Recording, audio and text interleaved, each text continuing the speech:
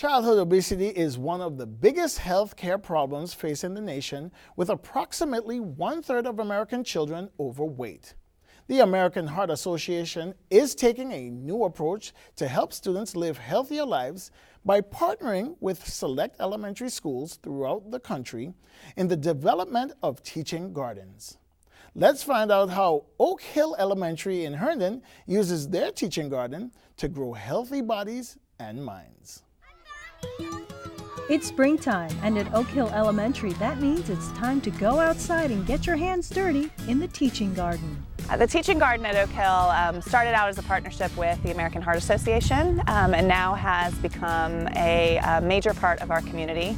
It's a partnership not only with AHA but also with our PTA, because it's predominantly run by PTA volunteers who collaborate with our classroom teachers and our students to plant vegetables and flowers and natural plants to Virginia so that the children can learn about the environment, growing cycles, plant cycles, and so we also can provide food in our cafeteria. Today, students are planting cool weather crops like radishes and lettuce. Later in the year, the garden will be used for warm weather crops like squash and cucumbers. The teaching garden is where students are allowed to plant things like carrots, tomatoes, and like we did today, lettuce. It's really a lot of fun. And the best part is we all get to work together, like as a class. We planted like a sweet lettuce called butterhead lettuce.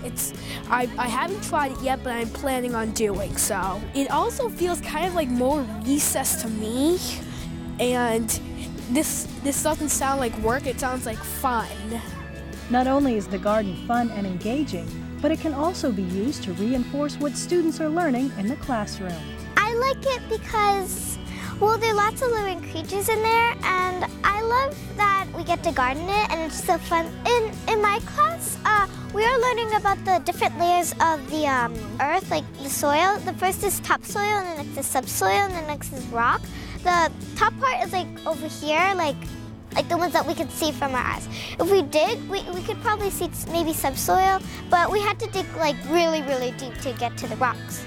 The Teaching Garden is a huge part of our instructional program. It really extends the learning about plants, the environment, life cycles, to that hands-on critical thinking level. The kids can actually make the connections between what they're learning in the classroom, in the textbooks, in their experiments, and then take it to the application level outside. The teaching garden has grown into a vital part of the community, and there are plans to add a greenhouse and other resources in the near future. Everybody participates in it. We have families that come out and help with all of the planting. We're coming up with curriculum so that the students have the opportunity to see how this is working versus saying, okay, where do we get our vegetables from? Well, they come from the grocery store.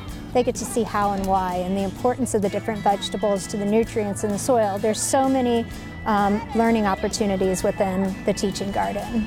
For more information about teaching gardens and other heart-healthy resources, visit the American Heart Association's website at www.heart.org.